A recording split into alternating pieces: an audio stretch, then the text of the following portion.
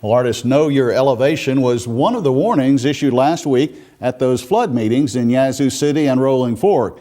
Another is that South Delta residents can expect water to flow over the top of the Yazoo Backwater Levee for more than a week. Farmweek's Amy Taylor reports. South Delta residents and farmers were reminded once more that flood levels will depend on how the Yazoo Backwater Levee stands up. That levee is actually designed to overtop when we get to a certain stage on the Mississippi River. Unfortunately, we're at that stage. When the water's up high on the Mississippi River and starts backing up, we close those gates off. It acts like a levee.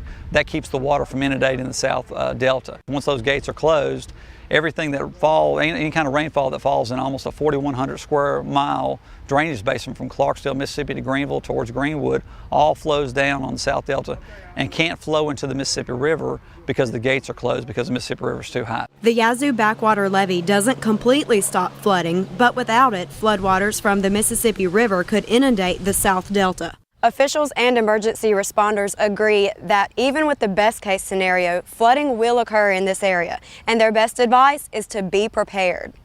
You need to find out what your home elevation is at in the South Delta, where your roads are, where they go underwater, so you can be prepared. A lot of ifs out there, a lot of unknowns, because that levee will probably be overtopped for about 8 days. In addition, farmers like Keith Killebrew of Yazoo City are discussing what they'll do if the flood wipes out their fields. If we go underwater, when the water goes back down, we'll just start planting soybeans. The water will have killed all the grass and weeds, hopefully. When the water goes down, we'll have a good seed bed to plant on.